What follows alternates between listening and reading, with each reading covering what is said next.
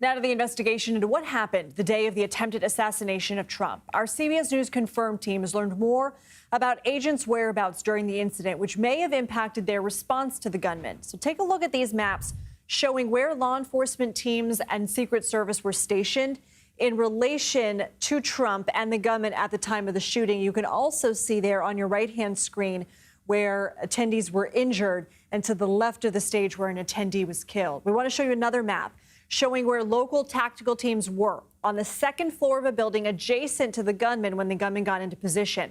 A member of the tactical team took a photo of the gunman before he got into position on top of the roof.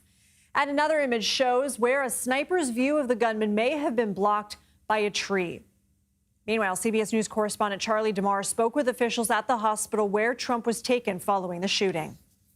It was surreal. You know, you prepare for things like this. You don't necessarily prepare to receive a president or former president. CBS News correspondent Charlie DeMar joins me now from Butler County, Pennsylvania. So, Charlie, what else did hospital officials tell you about Saturday? And Lindsay, that hospital official, also a doctor at Butler Memorial Hospital. We just wrapped up that interview.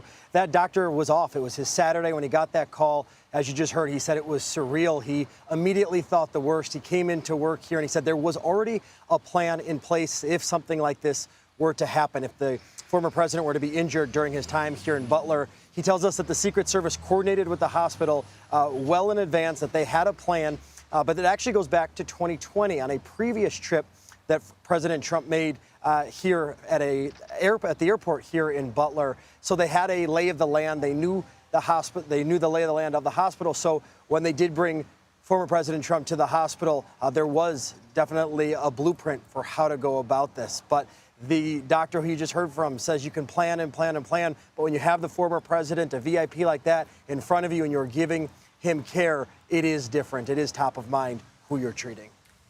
Charlie, what more have we learned about those tactical teams, where they were in relation to the gunman, and why that's significant?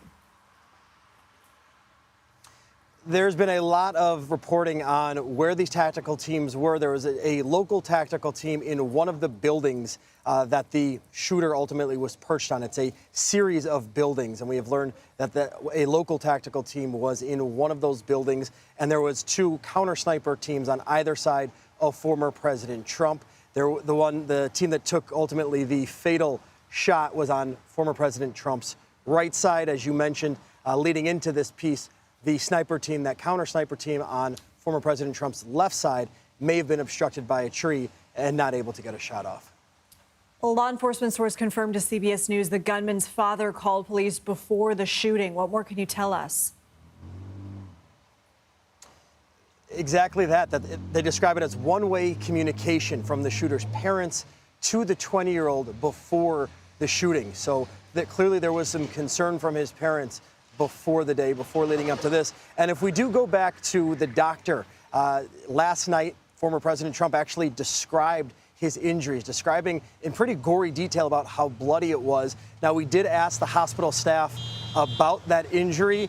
While they couldn't go into detail about the care they provided to former President Trump, the doctor did say how they treat similar injuries like the former president had.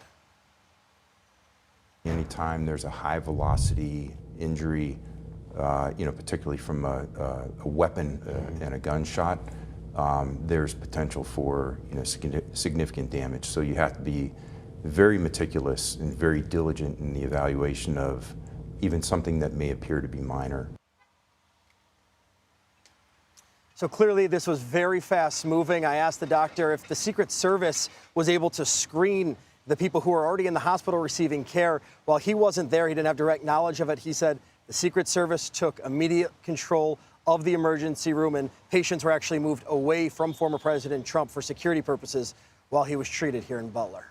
Okay, Charlie DeMar, thank you.